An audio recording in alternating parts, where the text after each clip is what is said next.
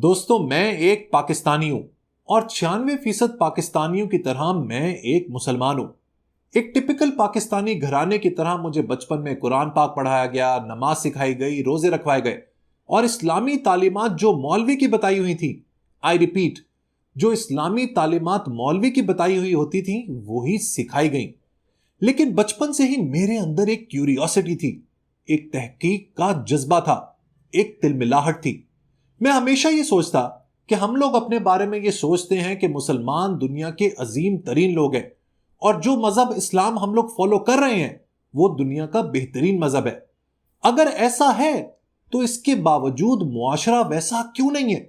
क्यों हमारे मुआशरे में चीटिंग है, दो नंबरी है, करप्शन है, बेईमानी है, जाली दवाएं हैं, ढोंग है, ड्रामेबाजी है, गंदगी है, मदारिस और मसाजिद के अंदर बच्चों के साथ ज्यादती है? आखिर ऐसा क्यों है?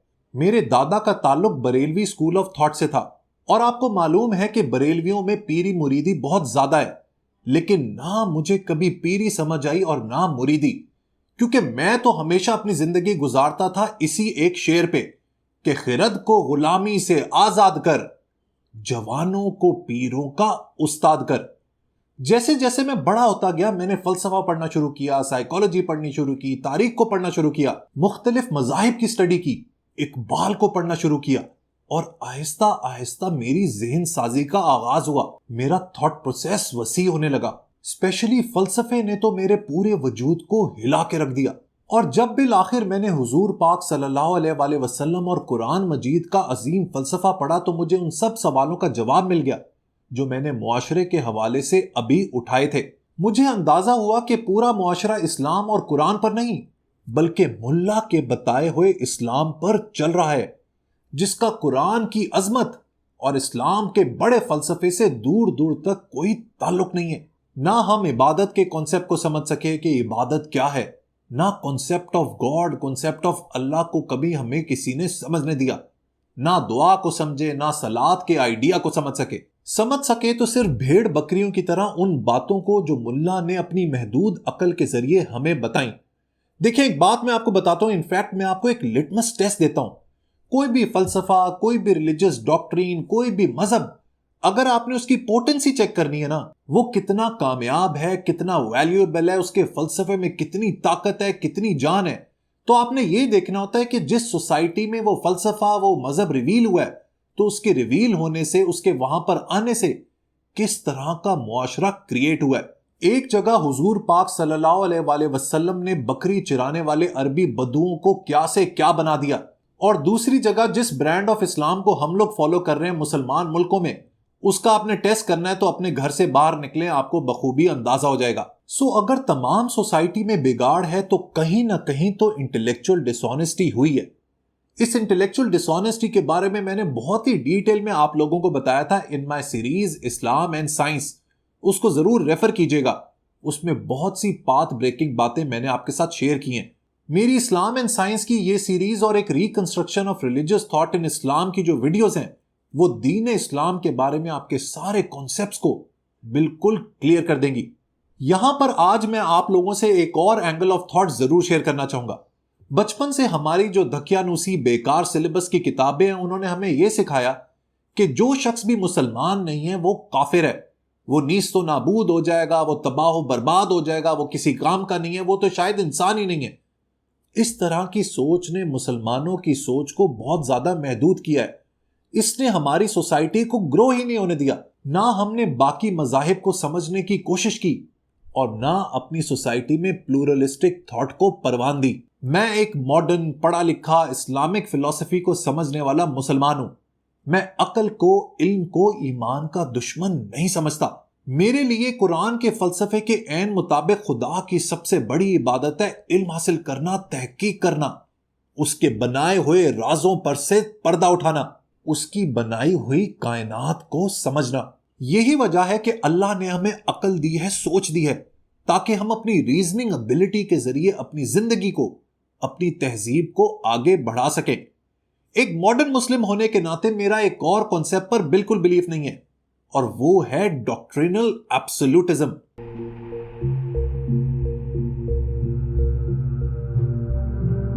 इस टर्म का मतलब यह है कि बस जो मेरा बिलीफ है, जो मेरे अकायद हैं, जो मेरा मजहब है, वो ही हक पर है, वो ही सच्चा है, वो ही बेहतरीन है, वो ही बेस्ट है, वो ही अफजल है। बाकी सारी दुनिया जहन्नुमी है और काफिर है। ये सोच जो है ना दोस्तों, this is a recipe of disaster. मेरे मुसलमान होने से कोई गैर मुस्लिम मुझसे कमतर नहीं हो जाता। मेरे सामने सब मजाहिब इक्वल हैं। जिस तरह हमें लगता है ना कि मुसलमान और इस्लाम सबसे बेहतरीन है, सबसे बेस्ट है, इसी तरह एक हिंदू को भी अपने मजहब के बारे में यही लगता है। इसी तरह बुद्धिस्ट को, ईसाई को या यहूदी को मजहब को लेके कोई किसी से ऊपर या नीचे नहीं है। There is absolutely no superiority when it comes to religion. इसी सोच को सामने रखते हुए आज से मैं एक जबरदस्त सीरीज का आगाज कर रहा हूं, जिसमें मैं आपको डिटेल में दुनिया के मुख्तलिफ मजाहिब के बारे में बताऊंगा। आज हम आगाज करेंगे उस मजहब से जो मॉडर्न लिविंग रिलीजन्स में सबसे पुराना है, यानी कि हिंदुइज्म।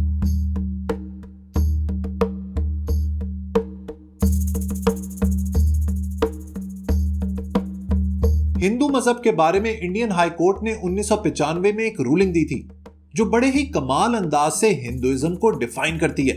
हिंदू मजहब में कोई एक पैगंबर नहीं है, इसमें किसी एक खुदा की पूजा नहीं होती, इसमें किसी किस्म की अकीदा परस्ती नहीं है, ये किसी एक फलसफे को नहीं मानती, इसमें किसी एक किस्म की मजहबी रसूमात को फॉलो नहीं किया जाता।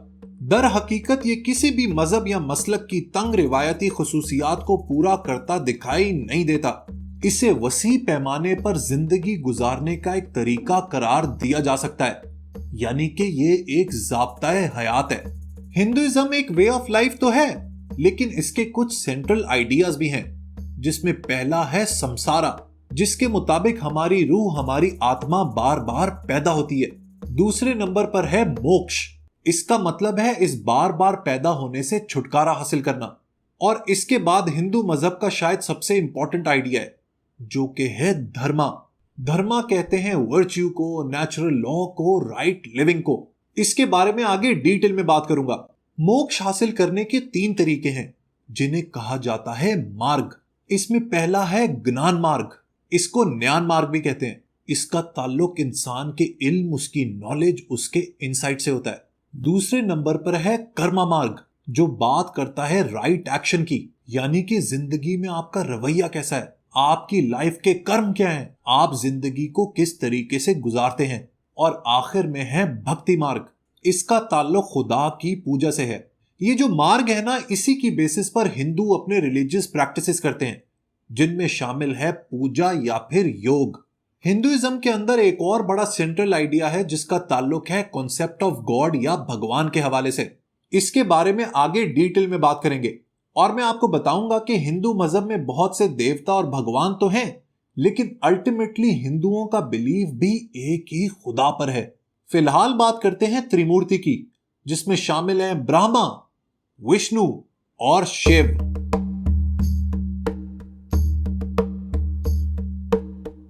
हिंदू मजहब की ऑलमोस्ट हर ब्रांच ये एक्सेप्ट करती है कि अल्टीमेट क्रिएटर, यानी कि सुप्रीम क्रिएटर एक ही है, और वो है ब्रह्मा।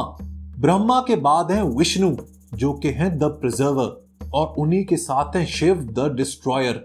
सो Brahma creates, Vishnu preserves and Shiv destroys. Brahma, Shiv और विष्णु की जो क्वालिटीज हैं, जो कैरेक्टरिस्टिक्स हैं, इसके ऊपर एक बहुत ही डिटेल्ड वीडियो बन सकती है। फिलहाल मोटा मोटा ये मैंने आपको त्रिमूर्ति का आइडिया बता दिया है। अब बढ़ते हैं हिंदुइज्म की रूहानी किताबों की तरफ, यानी कि सेक्रेड टेक्स्ट। देखिए, हिंदू मजहब में जो सबसे पुराने हिंदू स्क्रिप्चर्स हैं ना, वो हैं 4 वेदास। ये सबसे एंशिएंट संस्कृत टेक्स्ट है, जिनको कंपोज किया गया था 1200 से 900 बीसी में। वेदास बेसिकली हिंदुइज्म में मंत्रों की कलेक्शन है, जिसमें प्रेज किया जाता है, ग्रैटिट्यूड दिखाया जाता है सन को, विंड को, अर्थ को और वाटर को। इसमें सबसे पहले है ऋग्वेद, जो हिंदुओं का मशहूर गायत्री मंत्र है ना, वो इसी में से है। दूसरे नंबर पर है यजुर्वेद, जिसमें यह बताया जाता है कि भगवान की पूजा किस तरीके से करनी है। इसके बाद है सामवेद, और आखिर में है अथर्ववेद, जिसमें बताया जाता है रोजमर्रा के मसाइल का हल। वेदास के बाद 6th सेंचुरी बीसीई में लिखी गई फर्स्ट ऑफ द उपनिषद्स।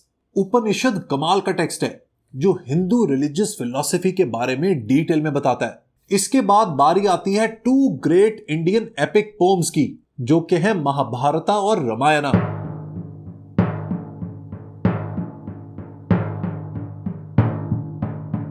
इन नज्मों के अंदर हिस्ट्री है, मिथोलॉजी है, रिलीजन है और फिलॉसफी है। इन सब को मैं आगे डिटेल में कवर करूंगा, सो आपने घबराना नहीं है। हिंदुइज्म के बारे में यूनिक बात यह है कि किसी भी एक मजहब को हिंदुइज्म नहीं कहा जा सकता। इन प्रैक्टिस हिंदुओं को भरपूर आजादी होती है कि वो किसी भी भगवान की पूजा परस्तिश कर सकते हैं। इन इट्स ट्रूएस्ट एसेंस हर हिंदू की अपनी एक स्पिरिचुअल जर्नी होती है, जिसमें मंजिल तो एक है, लेकिन रास्ते का तयन उसने खुद करना है। वो जिस भगवान को चाहे पूज सकता है और अपनी मंजिल तक पहुंच सकता है। देखिए दोस्तों, अगर आपने किसी भी मजहब को सही तरीके से समझना है ना, तो सबसे इंपॉर्टेंट है उसके फलसफे, उसकी फिलॉसफी को समझना। क्योंकि ज्यादातर जो रिचुअल्स होते हैं वो इंसान के क्रिएट किए हुए होते हैं। हिंदू मजहब के फलसफे की बात करें तो वो बहुत ही गहरा है। हिंदुइज्म बुनियादी तौर पर इंसान की इस कायनात में पोजीशन को समझने की कोशिश करता है, और वो ये रिलेशनशिप समझता है 3 लेवल्स पर, जिसमें पहला लेवल है पर्सन टू द डिवाइन, यानी कि इंसान का भगवान के साथ रिश्ता। उसके बाद पर्सन टू पर्सन, यानी कि इंसान का इंसान के साथ रिश्ता, और आखिर में पर्सन टू हिमसेल्फ, यानी कि इंसान का अपने आप के साथ रिश्ता। और ये तीनों रिलेशनशिप्स इंसान को इस यूनिवर्सल ऑर्डर के साथ अलाइन करने में मदद करते हैं। इस फलसफे की थोड़ी और गहराई में जाते हैं। अगर मुझे हिंदू मजहब को किसी एक लफ्ज में समेटना हो ना, तो वो लफ्ज होगा धर्मा। इसीलिए हिंदुइज्म को सनातना धर्मा भी कहते हैं, जिसका मतलब है eternal order of things, truth या फिर रियलिटी। ये कॉन्सेप्ट बड़ा इंटरेस्टिंग है, जो ये कहता है कि दुनिया के अंदर इतनी कॉम्प्लेक्सिटी है, भेड़ चाल है, एक रैंडमनेस है, लेकिन इसके पीछे एक डेफिनेट अंडरलाइंग स्ट्रक्चर है। यानी कि ये कायनात किसी मकसद के तहत बनाई गई है, जिसकी वजह से इस कायनात में बहुत नज्म ज़ब्त और डिसिप्लिन है। इस डिसिप्लिन होने की वजह से ये कायनात कुछ फंडामेंटल प्रिंसिपल्स के ऊपर खड़ी हुई है। इस कायनात की बुनियादों में राज छुपा है एक सिंगल अनचेंजिंग रियलिटी का, जो कि है अल्टीमेट रियलिटी, जिसको हिंदू ब्राह्मण कहते हैं। हिंदू मजहब में हैं तो अलग अलग भगवान, लेकिन हैं वो एक ही सच्चाई का हिस्सा। They represent one single truth. Hinduism में ये जो आइडिया है ना इटर्नल ऑर्डर ऑफ थिंग्स का, यानी कि कायनात की नज्म ज़ब्त का, इसकी बड़ी जबरदस्त इंप्लीकेशंस हैं, एक फर्द के लिए और एक सोसाइटी यानी मुआशरे के लिए। देखिए, एक मजहब का काम होता है इस दुनिया के अंदर इंसान की पोजीशन को समझना, और अगर इस दुनिया के अंदर एक तवाजुन, एक बैलेंस, एक डिसिप्लिन, एक नज्मो ज़ब्त हो, तो इंसान के लिए जिंदगी काफी आसान हो जाती है, क्योंकि वो इस कॉस्मिक ऑर्डर को समझ के एक बहुत ही बैलेंस जिंदगी गुजार सकता है और एक बैलेंस्ड मुआशरा कायम कर सकता है। गीता में लिखा है कि हिंदू मत सिर्फ एक अकीदा, सिर्फ एक मजहब नहीं है, बल्कि ये अकल और वजदान का इत्तेहाद है, जिसको बताया नहीं जा सकता, बल्कि इस कैफियत का इंसान खुद तजर्बा करता है, इसको फील करता है, इसको एक्सपीरियंस करता है। वो लोग जिन्होंने मेरी reconstruction of religious thought in Islam series देखी है ना, उनको अंदाजा होगा कि कितनी सिमिलैरिटीज हैं इस्लाम में और हिंदुइज्म में। इसी तरह आप किसी भी मजहब के फलसफे को उठा लेंगे ना, तो आपको सब में बहुत सी चीजें कॉमन मिलेंगी। इसीलिए मैं कहता हूं कि हमेशा फलसफे को पकड़ने की कोशिश किया करें। फलसफे की बात कर ही रहे हैं तो हिंदू आइडिया ऑफ टाइम की भी बात कर लेते हैं, जो अगेन बहुत ही मिस्टिकल और इंटरेस्टिंग है। देखिए, हिंदू थॉट वक्त को एक साइक्लिकल नजरिए से देखती है, यानी कि चक्र। हिंदुइज्म के मुताबिक ये कायनात अब तक 3 बड़े चक्रों से गुजर चुकी है, जिसमें से हर एक चक्र करोड़ों साल का है। वक्त को चक्र के नजरिए से देखने से रिलीजियस थॉट पर काफी गहरा असर पड़ता है। अगर हम मगरिब यानी वेस्ट को देखें तो वहां पर टाइम का एक लीनियर कॉन्सेप्ट है, यानी कि उनके लिए कायनात की जिंदगी में एक ऐसा लम्हा था जहां से वक्त का आगाज हुआ, यानी कि बिग बैंग। यहीं से साइंस का जो बुनियादी उसूल है, जिसको कहते हैं कॉज एंड इफेक्ट, यानी कि इल्लत और मालूल, इसका आगाज होता है। लिहाजा वक्त एक सीधी लाइन में एक स्ट्रीम ऑफ रिवर की तरह आगे बढ़ता जा रहा है। लेकिन हिंदू थॉट में वक्त घूम तो चक्र की तरह रहा है, लेकिन बदलते हुए वक्त में एक अनचेंजिंग रियलिटी है। ये अनचेंजिंग रियलिटी दरअसल हिंदुओं का खुदा है, जिसको वो कहते हैं ब्राह्मण। वक्त तो साइकिल में चल रहा है, लेकिन ब्राह्मण इज टाइमलेस। ये एक ऐसी हस्ती है जिसकी गिरफ्त में वक्त है। वो किसी भी चीज को क्रिएट कर सकती है और किसी भी चीज को अपनी मर्जी से डिस्ट्रॉय कर सकती है। और चूंकि वक्त इस टाइमलेस रियलिटी के ऊपर डिपेंडेंट है, लिहाजा इसके बारे में अवेयरनेस, इसकी आगाही बहुत ही ज्यादा इंपॉर्टेंट है।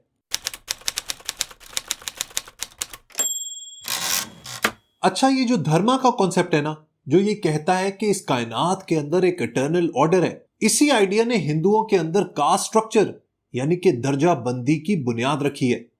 कुछ लोग ये कहते हैं कि इस कॉन्सेप्ट का ताल्लुक दरअसल आर्यन इन्वेजन से है। आर्यंस चूंकि गोरे रंग के थे और नेटिव इंडियंस का कॉम्प्लेक्शंस डार्क था, लिहाजा यहीं से लोगों के दरमियान क्लास सिस्टम का आगाज हुआ, जिसके मुताबिक जो डार्क शेड यानी कि सांवली या काली रंगत के इंडियंस थे उनको इंफीरियर यानी कि दूसरों से कमतर समझा जाता था। लेकिन अगर आप ऋग्वेद पढ़ें तो उसमें एक नज्म है डेडिकेटेड टू पुरुषा, जिसमें लिखा गया है कि इंसान के जिस्म की कुर्बानी दी जाती है और उसके जिस्म के 4 हिस्से किए जाते हैं 4 वर्ण बनाने के लिए। इनमें सबसे पहले हैं ब्राह्मण्स। इसमें शामिल होती है प्रीस्ली क्लास, यानी कि वो लोग जो मजहब का प्रचार करते हैं। ब्राह्मण को पुरुष के मुंह से पैदा किया गया। इसके बाद बारी है क्षत्रियास की। ये है वॉरियर क्लास, यानी कि वो लोग जो बैटल्स यानी जंगे लड़ते हैं। इनको क्रिएट किया गया पुरुष के बाजुओं से। तीसरे नंबर पर हैं वेश्य। ये लोग बिजनेसमैन या मर्चेंट्स होते हैं। इनको क्रिएट किया गया था पुरुष की थाइस से। और आखिर में है शूदर्स, द वर्किंग क्लास। इनका काम होता है इन ऊपर की 3 क्लासेस को सर्व करना, और इनको क्रिएट किया गया था पुरुष के पांव से। इस क्लास सिस्टम, इस कास्ट सिस्टम पर बहुत बहस होती है, लेकिन हिंदू मजहब के मुताबिक ये इन लोगों का धर्म है, ये इनकी डिवाइन ड्यूटी है, और इसी हिसाब से सोसाइटी, मुआशरा आगे बढ़ेगा। इन चारों कास्ट के अलावा कुछ और लोग भी हैं जिनका इन चारों से कोई ताल्लुक नहीं है। इनको पहले आउटकास्ट कहा जाता था और आजकल दलित कहा जाता है, जिसका मतलब है ओप्रेस्ड, यानी कि वो लोग जिनके ऊपर जुल्म किया जाए। 6th सेंचुरी बीसी में इंडिया के अंदर कुछ ऐसे टीचर्स थे जिनका इन कास्ट सिस्टम पर बहुत एतराज था, जैसे कि बुद्धा और महावीरा। इनका यह कहना था कि इंसान की जो बाय बर्थ प्रिविलेज होती है ना, उसकी कोई इंपॉर्टेंस नहीं है। इसकी बजाय इंपॉर्टेंस है इंसान की डीड्स की, उसके एक्शंस की। इसीलिए बुद्धा ने कहा कि not by birth is one an outcast. Outcast होने का ताल्लुक इंसान के जन्म से नहीं है। Not by birth is one a Brahmin, और कोई शख्स पैदाइशी ब्राह्मण नहीं होता। By deed one becomes an outcast, by deed one becomes a Brahmin. इंसान का मुआशरे में क्या मकाम होगा, इन सब का ताल्लुक इंसान की डीड्स, उसके एक्शन से है। हिंदू मजहब के बारे में एक और यूनिक चीज यह है कि जहां ज्यादातर मजाहिब में डिवाइन फोर्स मैस्कुलिन है, वहीं हिंदुइज्म में बहुत सी गॉडेसेस हैं जो रिप्रेजेंट करती हैं क्रिएटिविटी, फर्टिलिटी और पावर को। आप सब लोगों ने एक लफ्ज शक्ति जरूर सुना होगा। ये शक्ति दरअसल फेमिनिन यानी कि जनाना डिवाइन फोर्स है, और इस शक्ति को हिंदू की एक भगवान महादेवी रिप्रेजेंट करती है। हिंदू मजहब में एक स्कूल ऑफ शक्तिज्म भी है, जिसमें सबसे बड़ी खुदा महादेवी को माना जाता है। महादेवी के अलग अलग रूप हैं, जिसमें कभी वो जेंटल और प्यार करने वाली पार्वती बन जाती है, और कभी दुर्गा और काली के रूप में she can be terrible and threatening.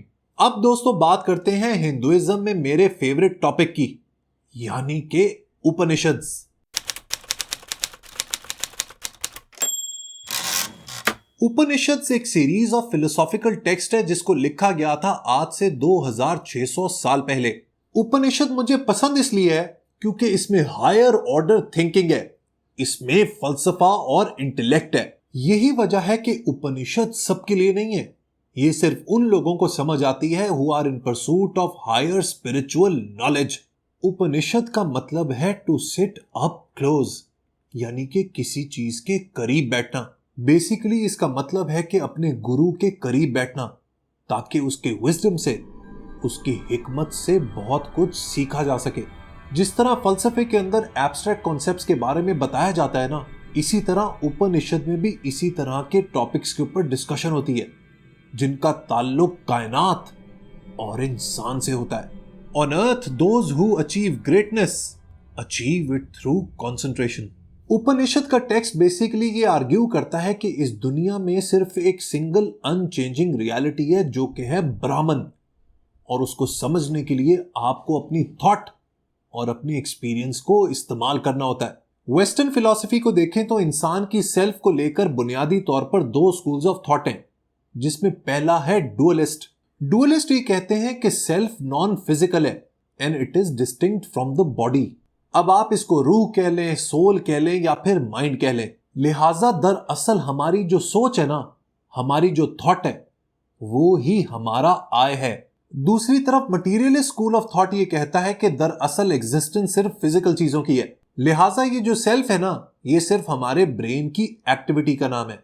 लेकिन उपनिषद के अंदर सेल्फ को लेकर एक बिल्कुल मुख्तलिफ कॉन्सेप्ट है। इसमें सेल्फ के तीन हिस्से हैं। एक तो है हमारी मटीरियल यानी कि फिजिकल बॉडी, उसके बाद है हमारी थॉट्स, फीलिंग्स और सेंसेशंस, और आखिर में है हमारी प्योर कॉन्शियसनेस यानी कि हमारी आत्मा।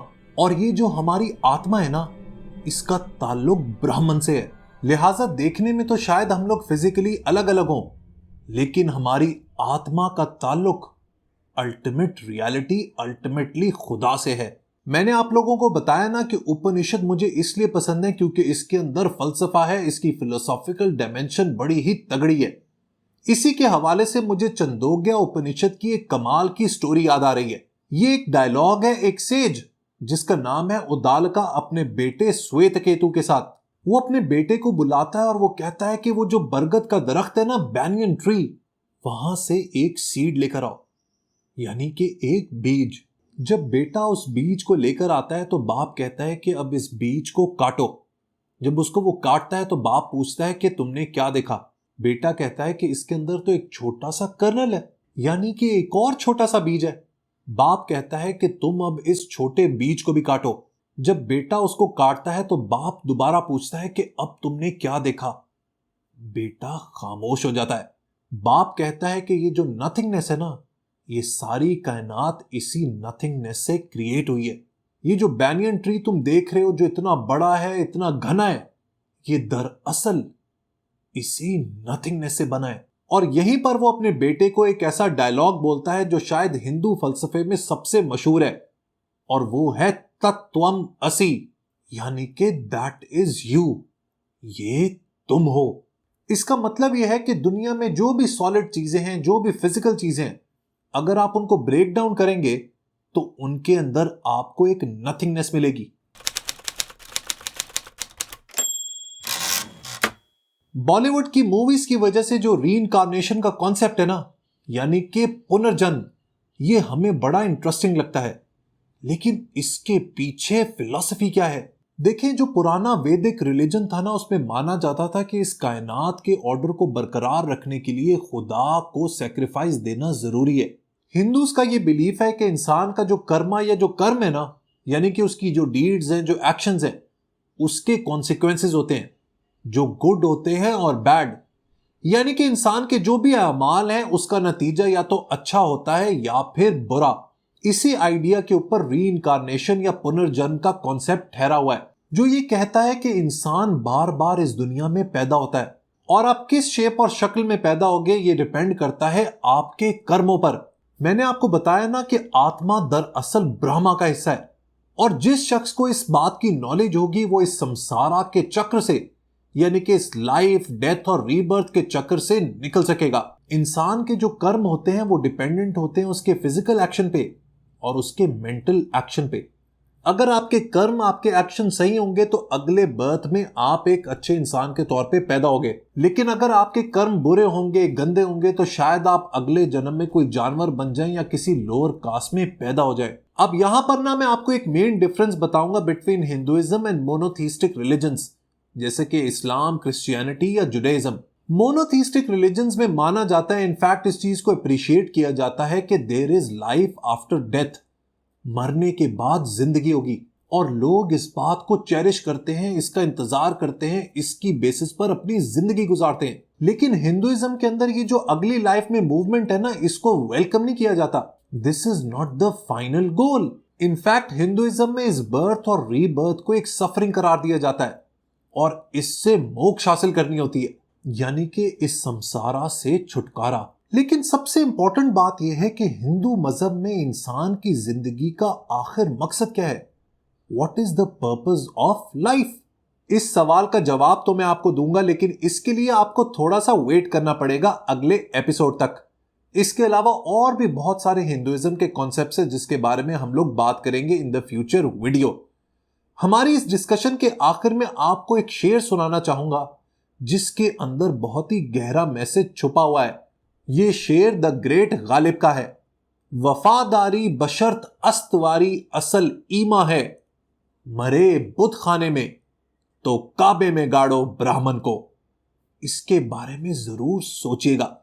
वीडियो पसंद आई हो तो लाइक बटन जरूर प्रेस कीजिएगा और अपने फ्रेंड्स, फैमिली और पीयर्स के साथ इसको जरूर शेयर कीजिएगा। Until next time, goodbye.